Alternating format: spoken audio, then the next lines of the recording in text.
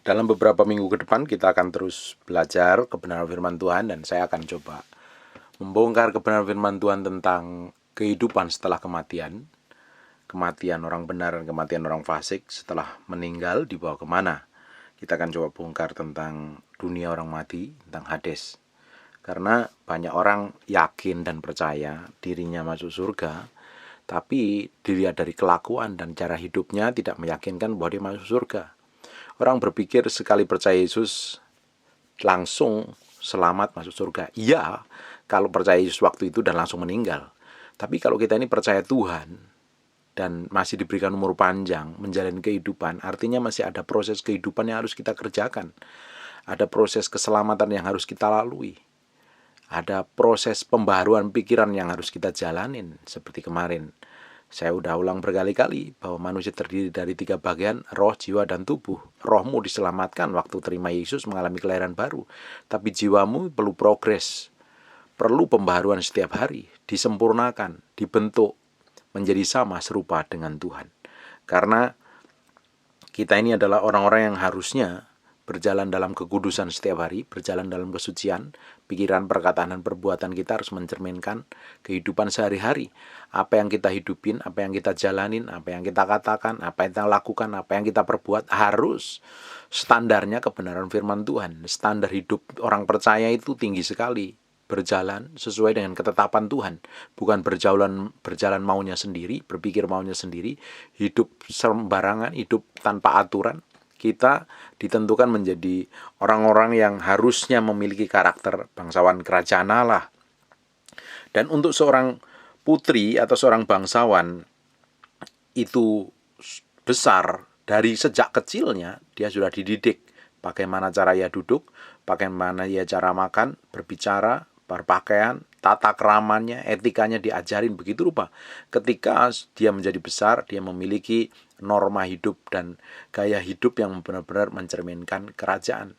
Nah, kita ini adalah anak-anak kerajaan yang harusnya memiliki etika tinggi, tata krama yang tinggi. Standarnya apa? Kebenaran firman Tuhan. Kalau hidup kita ini serampangan dan ngawur, hidupnya tidak mencerminkan anak-anak kerajaan, justru mencerminkan anak-anak dunia, terus ngeklaim dirinya masuk surga, ya tunggu dulu. Karena ada bagian-bagian tertentu yang harus kita kerjakan. Ada bagian tertentu yang dalam diri kita yang harus kita benar-benar matikan penuh, sepenuhnya menjadi milik Tuhan. Dan apa yang kamu pikir, apa yang kamu rasa, apa yang kamu mau, itu yang perlu ditaklukkan dan ditundukkan kepada Kristus. Buka sebentar bersama saya di Kitab Wahyu, pasal yang ke-22. Ini adalah bagian orang-orang yang tidak mendapat bagian dalam kerajaan Allah. Ada orang-orang tertentu yang menurut kriteria Allah yang tidak akan masuk dalam kerajaan Allah. Yang pertama adalah tetapi anjing-anjing dan tukang sihir. Bayangin, loh, kok ada anjing? Apakah anjing masuk surga? Bukan. Yang dimaksud di sini ternyata anjing. Kalau Bapak Ibu buka sebentar di 2 Petrus. Buka sebentar di Filipi. Pasal yang ketiga, yang kedua. Hati-hatilah terhadap anjing-anjing. Hati-hatilah terhadap pekerja-pekerja yang jahat. Terus Bapak Ibu buka sebentar di 2 Petrus pasal yang kedua ayat 22. Bagi mereka cocok apa yang dikatakan peribahasa yang benar ini. Anjing kembali lagi ke muntahnya dan babi yang mandi kembali ke kubangannya. Loh, apa yang dimaksud anjing? Kalau buka sebentar kembali di ayat yang ke 20. Sebab mereka oleh pengenalan mereka akan Tuhan dan Juru Selamat kita Yesus Kristus telah melepaskan diri dari kecemaran, sudah bertobat, melepaskan diri kecemaran-kecemaran dunia, sudah lahir baru, tetapi terlibat lagi di dalamnya, maka akhirnya keadaan mereka lebih buruk daripada yang semula. Di Matius dijelaskan, kalau roh jahat diusir dari seseorang, dia akan keluar mengembara kemana-mana, dia akan mencari tempat persinggahan. Kalau dia tidak mendapati, dia kembali ke rumah yang lama. Dan dia tidak hanya sendiri, dia akan membawa 7 temannya yang lebih jahat daripada dia. Perhatikan, Bapak, bisa ulang kembali.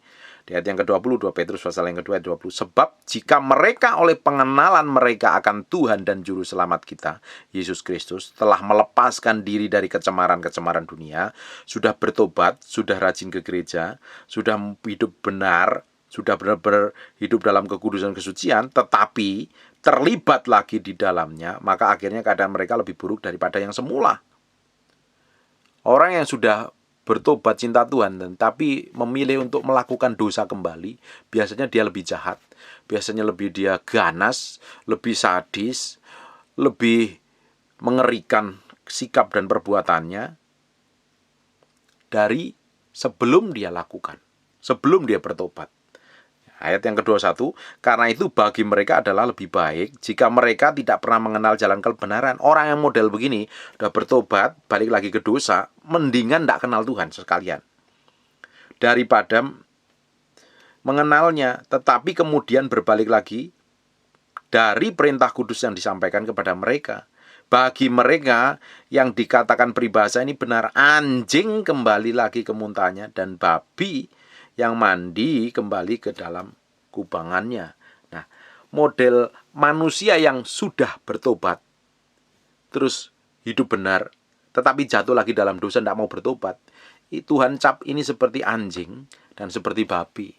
Saya pernah suatu hari pelayanan di satu tempat, ternyata saya kenal orang ini. Dulu dia seorang hamba Tuhan yang mengembalakan, dan ternyata dia melakukan dosa. Dia tinggalkan istri yang lama dan akhirnya dia menemukan pasangan hidup yang baru, dan ternyata itu stafnya sendiri. Sampai hari ini dia hidup dalam dosa. Karena apa? Tidak mau bertobat. Dia tinggalkan istri yang lama, hidup dengan istri yang baru, hidup dalam perzinahan, mempunyai anak 3. Nah, kebetulan waktu itu saya lagi membangun rumah. Jadi mau nggak mau kita harus sewa satu tempat. Nah, kebetulan saya tuh dapat rumah yang kami sewa itu dekat rumah dia, dekat rumah orang ini. Dan banyak orang, dia buka toko roti waktu itu. Terus nggak tahu sekarang udah tutup kayaknya, karena dia udah jatuh stroke berkali-kali. Nggak tahu dia sekarang masih hidup atau meninggal. Nah, ini hamba Tuhan udah tahu kebenaran. Dia udah tahu bagaimana melayani Tuhan, bagaimana atau menyenangkan Tuhan. Tapi ternyata dia lebih memilih hidup dalam dosa. Saya sudah peringatkan, tapi kelihatannya dia nggak mempan dengan peringatan itu, dan akhirnya jatuh di dalam dosa. Dan ada beberapa teman juga hamba Tuhan juga melakukan hal yang sama. Nah, orang-orang yang sudah melayani Tuhan, tahu hadirat Tuhan, kenal Tuhan, hidup dalam kekudusan, ternyata dia jatuh dalam dosa dan tidak bertobat. Kalau jatuh di dalam dosa dan bertobat, is okay, Tuhan ampunin. Tapi yang jadi masalahnya udah jatuh di dalam dosa, dia tidak mau bertobat, malah memilih hidup di dalam dosa.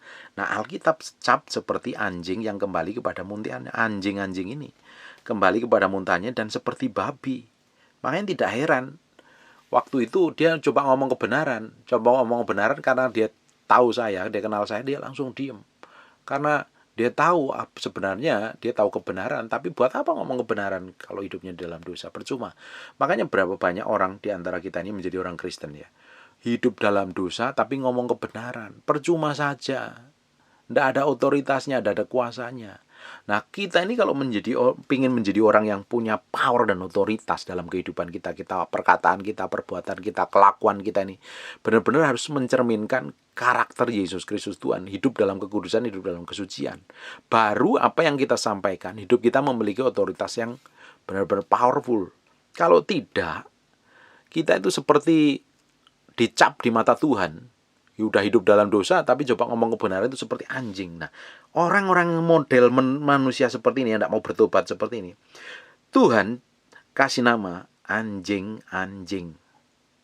Pertama, di Wahyu 22 ayat 15, tetapi anjing-anjing, ini termasuk orang yang tidak mau bertobat, sudah hidup dalam dosa tapi tidak mau kembali kepada Tuhan. Yang pertama anjing-anjing. Yang kedua tukang-tukang sihir. Ini semua paranormal. Hari ini paranormal itu sangat dikagumi karena merasa melihat masa depan. Makanya hati-hati itu hamba Tuhan. Jangan sampai seperti paranormal. tiap minggu nubuatannya nggak digenapi, ngomongin tentang masa depan, ya apa nggak jauh beda aja sama paranormal hanya nggak kenal Yesus, ini ngomong tentang masa depan tapi nggak kenal Yesus, tapi nggak terbukti. Jadi nubuatannya bukan nubuatan yang dari Tuhan, tapi lu buat-buat, lu yang buat-buat. Banyak hamba Tuhan melakukan hal seperti ini. Kita mesti cek dulu beneran nubuatannya itu benar atau tidak, dikonfirmasi dulu bener nggak. Kalau tidak, hanya mencari sensasional aja. Saya pernah bahas itu, nabi-nabi YouTube, nabi-nabi yang mengejar subscriber dan AdSense. Nggak bisa seperti ini. Nah, Indonesia, kita ini hidup tinggal di Indonesia. Orang Indonesia itu senang yang mistis-mistis, yang berbau mistis. Kalau Bapak Ibu lihat di channel YouTube yang berbau hantu, mistis, padahal mereka menipu, bisa menangkap hantu segala macam, padahal itu bohong belaka. Dan yang nonton banyak. Banyak orang Kristen pun juga nonton, senengnya begituan. Karena yang berbau mistis ini menyenangkan, seperti mengalami nuansa pengalaman rohani. Padahal sia-sia belaka. Nah, hari ini paranormal digandrungin dan kaya-kaya mereka. Karena banyak orang datang ingin melihat masa depannya. Bapak Ibu, saudara-saudara terkasih, dengarkan baik-baik.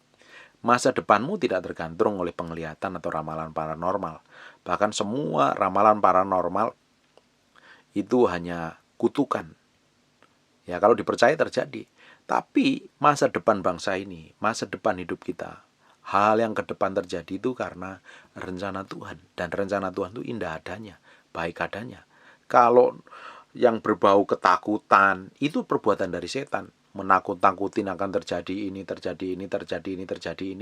Karena tujuan setan untuk melepaskan ketakutan, dan kalau dipercayain menjadi benar-benar terjadi. Seperti apa yang kamu kerjain, apa yang kamu percayain, itulah yang akan terjadi, kata Alkitab. Makanya kita jangan percaya dengan semua perkataan paranormal, sihir, tenung, jampi-jampi, tukang santet, terus apa itu namanya itu, hipnotis, segala macam. Semua itu adalah tukang-tukang sihir. Dan tukang sihir tidak mendapat bagian dari kerajaan Allah. Terus orang-orang sundal, ini pelacur, gigolo, simpenan, ini perempuan sundal atau laki-laki sundal yang menjual diri demi uang, itu juga tidak mendapat bagian dari kerajaan Allah. Nah, ini penting sekali. Orang-orang pembunuh yang bunuh orang, melenyapkan secara fisik nyawa orang, tidak mendapat bagian dalam kerajaan Allah. Makanya perlu bertobat kalau melakukan hal seperti ini. Nah, di dalam perjanjian baru, di 1 Yohanes 3 yang ke-15, kita tidak perlu bunuh orang pakai racun sianida ditaruh dalam kopi, atau pakai pedang, atau pakai keris, atau pakai panah atau tombak untuk membunuh orang. Di dalam 1 Yohanes 3:15, kalau kita ini membenci sesama kita, kita tidak mendapat bagian dalam kerajaan Allah loh. Benci sesamamu, engkau tidak mendapat bagian dari kerajaan Allah. Hidupmu akan binasa, masuk dalam kekekalan dan neraka. Penting sekali. Di Matius dijelaskan, barang siapa mengampuni sesamanya, Bapamu di surga juga akan mengampuni. Tetapi kalau engkau tidak mau mengampuni sesamamu, Bapamu di surga juga tidak akan mengampuni. Jadi kita kalau ada masalah sama orang, harus beres dulu. Pernah simpan kepahitan, benci, dendam, jengkel, lepaskan pengampunan. Lepaskan pengampunan. Tidak ada solusi lain. Kita harus mengampuni. Sekalipun sakit, Pak, ya harus dilepaskan pengampunan. Kasih mereka. Kadang seringkali orang itu menjengkelkan, melakukan perbuatan buruk karena mereka nggak sadar apa yang mereka perbuat, karena belum mengerti kebenaran. Seandainya semua orang itu mengerti kebenaran, dia pasti akan melakukan kebenaran. Nah, kita ini yang tahu kebenaran harus dengan roh lemah lembut di Galatia pasal yang ke-6 ayat pertama, untuk membimbing orang supaya kita ini sendiri tidak jatuh di dalam dosa. Percuma kalau ada orang udah bikin kesalahan, terus kita marah, kita ikut kesel, jengkel, kepahitan, akhirnya kita sendiri yang jatuh dalam dosa.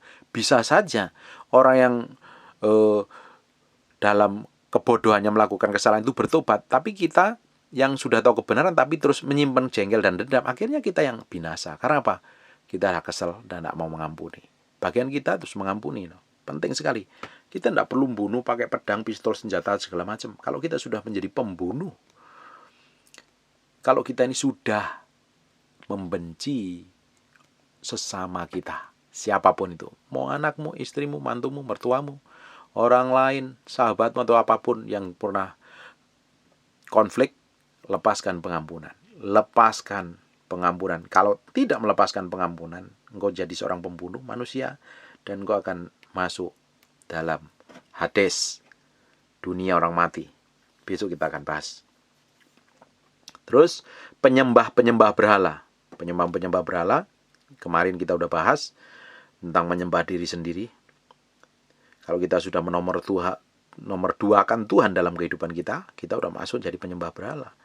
Ini penyembah berhala termasuk yang datang ke Gunung Kawi, percaya pohon, percaya sio, percaya ramalan ini, percaya itu, percaya kuil-kuil dan lain sebagainya, percaya dewa bulan dan dewa bintang, termasuk masuk dalam kategori masuk neraka, dibuang di hadapan Tuhan, dari hadapan Tuhan. Penyembah dewa bulan, pendewa dewa bintang, ini akan penyembah batu hitam juga akan masuk neraka. Setiap orang yang mencintai dusta, tukang bohong, tukang nipu, kerjaannya seperti ini, dia tidak akan mendapat bagian dalam kerajaan Allah. Yang melakukannya tinggal di luar, artinya di luar kerajaan Allah, Bapak Ibu. Ini mengerikan sekali. Terus sekarang kita buka di 1 Korintus 6 ayat yang ke-9. Atau tidak tahukah kamu bahwa orang-orang yang tidak adil loh nih, berat sebelah segala macam. Hati-hati nih, tidak adil, tidak akan mendapat bagian dalam kerajaan Allah. Jangan sesat. Orang cabul, pikirannya porno, najis, kotor. Senangannya bayangin orang lain telanjang dan imajinasi seksnya liar sekali. Terus penyembah berhala diulang berkali-kali. Orang berzinah menjadi simpenan orang, simpenan perempuan, simpenan laki-laki, sudah selingkuh atau apapun juga yang berhubungan koitus, hubungan dengan orang lain, melakukan kegiatan seks di luar pernikahannya, itu termasuk berzina, tidak mendapat bagian dari kerajaan Allah. Banci, homo, saya pernah khotbah tentang homoseksual, banci, pemburit, dan orang pemburit, ini orang yang sodomi, juga tidak mendapat bagian dalam kerajaan Allah. Ini orang-orang yang ditetapkan menurut Alkitab masuk dalam dunia orang mati, masuk Hades. Ayat yang ke-10, pencuri. Ini termasuk mencuri yang menjadi bagian milik Tuhan. Kemarin saya dengar rumor, tidak tahu benar atau tidak. Katanya kalau menyanyikan lagu gereja harus bayar royalti. Saya tidak habis pikir, nanti kalau talentanya diambil Tuhan, harusnya royalti itu yang dibayarkan kepada Yesus. Harusnya semua yang kita kerjakan itu kan datangnya dari Tuhan. Dari Tuhan. Untuk Tuhan. Dan bagi Tuhan. Bapak Ibu, bahkan kita dibikin berhasil, sukses, mengalami segala macam, itu adalah sebenarnya kita harus membayar royalti. Royalti kita itu harusnya diberikan kepada Tuhan. Karena pakai nama Yesus segala yang kita kerjakan ini. Para YouTuber tahu, para penyanyi lagu tahu itu, kalau kena klaim hak cipta, dia harus bayar royalti kepada yang memiliki konten tersebut. Bahkan kalau menyanyikan lagu orang dunia harus membayar royalti. Tapi kalau kita ini anak Tuhan, bayangin saja, hikmat, pengertian, karunia diberikan kepada kita, harusnya segala sesuatu yang diberikan kepada kita dan menghasilkan berkat itu kita kembalikan kepada Tuhan. Karena dari Dia, untuk Dia dan bagi Dia selama-lamanya, Tuhan. Mencuri, ya benar real mencuri berkat orang, mengingini istri orang lain, segala macam nih. Orang kikir, pelit, melekik. Orang Jawa bilang melekiknya, kikirnya perhitungan banget. Terus pemabuk, pemfitnah, dan penipu tidak akan mendapat bagian dalam kerajaan Allah. Di Efesus 5 ayat yang kelima, karena ingatlah ini baik-baik, tidak ada orang sundal, orang cemar, atau orang serakah, artinya penyembah berhala, yang mendapat bagian dalam kerajaan Kristus. Kalau orang-orang ini hari ini termasuk bagian yang seperti ini, mereka tidak akan mendapat bagian dalam kerajaan Allah. Bahkan even orang Kristen memang mungkin sudah tidak melakukan dosa-dosa moral, dosa seksual, tapi banyak orang Kristen yang masih benci, masih dendam, nggak mau mengampuni.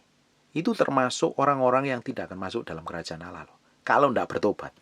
Kalau nggak mau bertobat, di Matius 21 ayat 31 ngomong begini nih. Siapakah di antara kedua orang itu yang melakukan kehendak ayahnya? Jawab mereka. Yang terakhir, kata Yesus kepada mereka, aku berkata kepadamu, sesungguhnya pemungut-pemungut cukai, ini tukang korupsi, dan perempuan-perempuan sundal akan mendahului kamu masuk dalam kerajaan Allah. Orang-orang berdosa yang hari ini mungkin melakukan dosa, terus dia bertobat, dia akan lebih dahulu masuk kerajaan Allah dibanding orang-orang Kristen yang sudah yakin dia masuk surga, tapi kelakuan karakternya tidak mencerminkan orang benar-benar menghidupin firman Tuhan. Bahkan even pendeta pun, even saya pun harus menjaga benar-benar apa yang saya katakan, apa yang saya kerjakan, apa yang saya lakukan harus mencerminkan kerajaan Allah. Kalau tidak, nanti saya akan tidak diundang masuk dan akan tinggal di luar daripada kerajaan Allah. Dan saya ingin didapati menjadi orang yang berkenan di hadapan Tuhan, melakukan apa yang Tuhan mau. Jangan bangga jadi orang Kristen. Bangga kalau kamu dikenal Tuhan, dikasihi Tuhan, melakukan kebenaran firman Tuhan, benar-benar real, didapati memiliki keintiman dengan Tuhan.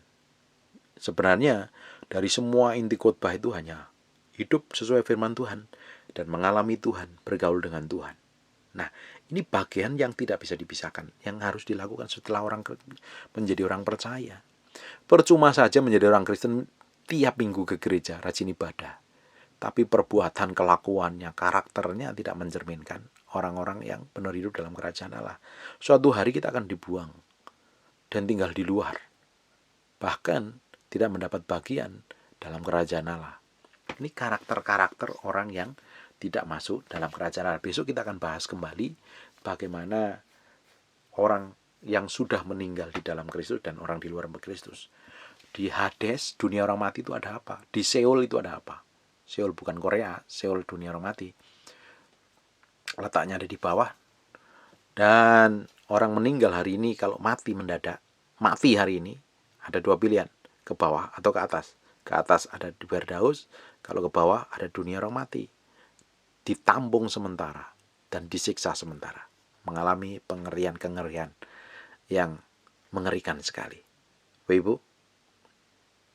saya berdoa yang hari ini mendengar hidupmu hancur-hancuran, hidupmu kacau, hidupmu gak dalam kekudusan, hidupmu masih dalam dosa.